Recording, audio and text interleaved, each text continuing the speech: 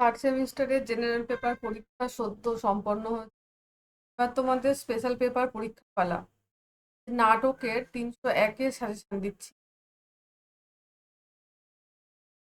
বিভাগ ক থেকে দিয়েছি কুলিনকুল সর্বস্ব নাটকের নামকরণের সার্থকতা, নারী চরিত্র, উদ্দেশ্যমূলক নাটক হিসাবে কুলিনকুল সর্বস্ব নাটকের তাৎপর্য বিচার করো।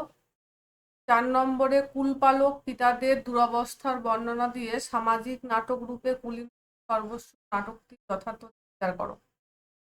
এই প্রসঙ্গে যাদের একটা কথা বলবো, যাদের প্রিপারেশন সারা বছর যারা পড়াশোনা করনি, কারণেই করতে পারোনি, যাই হোক না কেন, তারা মূল নাটকটা খুব ভালো করে পড়বে এবং মূল নাটকের বিষয়বস্তু খুব ভালো করে যেন তোমাদের জানা থাকে। তাহলে এখান থেকে যে কোনো প্রশ্ন আসলে তোমরা কিছু একটা তো দাঁড় করাতে পারবে, শূন্য তো পেয়ে আসতে হবে না। হয়তো উদ্দেশ্যমূলক নাটক হিসাবে তোমার এটা পড়া নেই, কিংবা কুলপালক পিতাদের দুরবস্থা তোমার পড়া নেই, কিন্তু কিছু একটা তোমরা লিখে আসতে পারবে। সেখানে যদি আশানুরূপ লিখে আসতে পারো, 5 নম্বরটা উঠবে। কিন্তু স্পেসিফিকভাবে যারা পড়াশোনা করেছো তাদের জন্য এই যে উদ্দেশ্যমূলক নাটক হিসেবে কুলিন সর্বস্ব যথেষ্ট ইম্পর্টেন্ট প্রশ্ন। যে কুলপালক পিতাদের দুরবস্থা এখানে বর্ণনা করে সামাজিক নাটক রূপে কুলিন সর্বস্ব নাটকটি যথার্থতা বিচার করো। এখানে সামাজিক নাটক রূপে কতটা সার্থক, এই ধরনের প্রশ্নও আসতে পারে। কিংবা এই নাটকের মধ্যে এই পিতাদের দুরবস্থা, মানে কুলপালক পিতাদের দুরবস্থা, এই কথাটা বর্ণনা করা, তার সাথে সামাজিক নাটক রূপে কতটা এর যথার্থতা রয়েছে সেটা বিচার করে দেখাতে হবে। কুলিনকুল সর্বস্ব থেকে এই কটা প্রশ্ন পড়লেই আমার মনে হয় যথেষ্ট। বিভাগ ক্ষয়ে চলে যাব। বিভাগ ক্ষয়ে রয়েছে কৃষ্ণকুমারী নাটক। এক্ষেত্রেও তাই, খুব ভালো করে মূল নাটকটি এবং মূল নাটকের বিষয়বস্তুটি খুব ভালো করে জানা থাকতে হবে। তার প্রিপারেশন, যার প্রিপারেশন ভালো আছে তারও, যার প্রিপারেশন ভালো নেই তারও, যে সারা বছর পড়াশোনা করে তারও। মূল নাটক তার সাথে বিষয়বস্তু, প্রত্যেককে বলবো নাটক কিন্তু খুব ভালো করে পড়ে যাবে। লাইন তুলে প্রশ্ন আসার সম্ভাবনা রয়েই যায় প্রত্যেকটা নাটক থেকেই।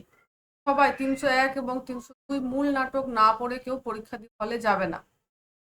এখানে ঐতিহাসিক নাটক হিসেবে কৃষ্ণকুমারী নাটকের যথার্থতা আলোচনা করে দিয়েছি। পরের প্রশ্ন, ট্র্যাজেডি নাটক হিসেবে কৃষ্ণকুমারী অথবা এই নাটকের ট্র্যাজেডি কি শুধু কৃষ্ণকুমারীর নাকি সমগ্র রাজপুত জাতির? এই ধরনের প্রশ্নগুলো একটু পুরানো প্রশ্ন।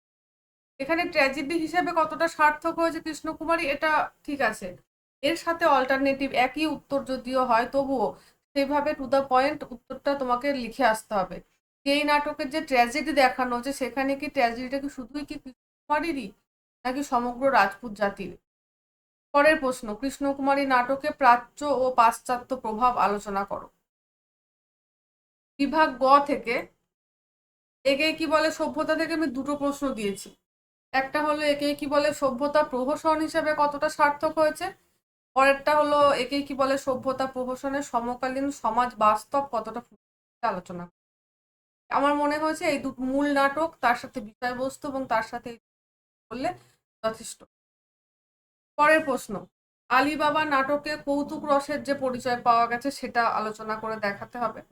এবং পরের প্রশ্ন দিয়েছি আলিবাবা নাটকের নামকরণ সার্থক হয়েছে। এখানে তোমার উত্তরের সপক্ষে দেখাতে হবে। তোমার যদি মনে হয় যে না, আলিবাবার নামকরণটা সার্থক হয়নি, কি কারণে হয়নি সেটা তোমাকে ব্যাখ্যা করে দেখাতে হবে এবং তোমার উত্তরের সপক্ষে দেখাতে বলা হয়েছে। পরের প্রশ্ন, মর্জিনা চরিত্র। এই গেল ক, খ, গ, ঘ তোমাদের সাজেশন।